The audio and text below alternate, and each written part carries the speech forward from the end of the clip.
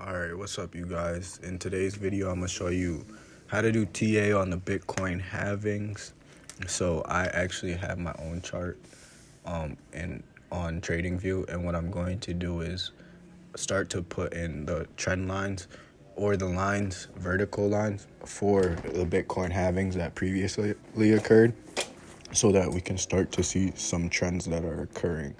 So what I'm doing is going on TradingView and looking at a previous individual's, Alex, his Bitcoin halving cycles. So as you can see, his is a little bit more in depth with other moving averages, as well as an RSI on the bottom if that's an RSI. And what I'm gonna do is I'm gonna use that as a reference to help make my TradingView version. So what you're gonna see is me expand this page halfway on the computer, and from that we're gonna duplicate or open up a new window and open up my TA. So just watch along. As you can see, I'm starting to just collapse and make it all just one chart, where you can see from the beginning of Bitcoin creation to the end. And one thing on TradingView on this version is they only have the data from late 2017 up until currently.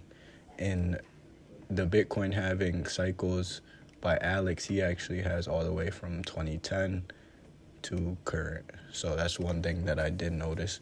So I couldn't actually put the first two halvings on, but I can show trends from the current halving that's about to occur, as well as the third halving that occurred in May 11th of 2020. And as you can see, every trend after every halving, we had a run up.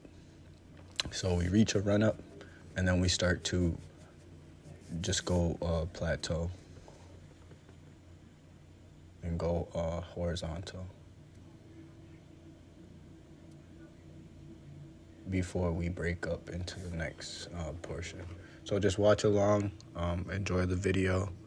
I won't speak the whole time, but just watch what's occurring, okay? Don't forget to hit that like, subscribe, and the thumbnail notification if you like the video. All right.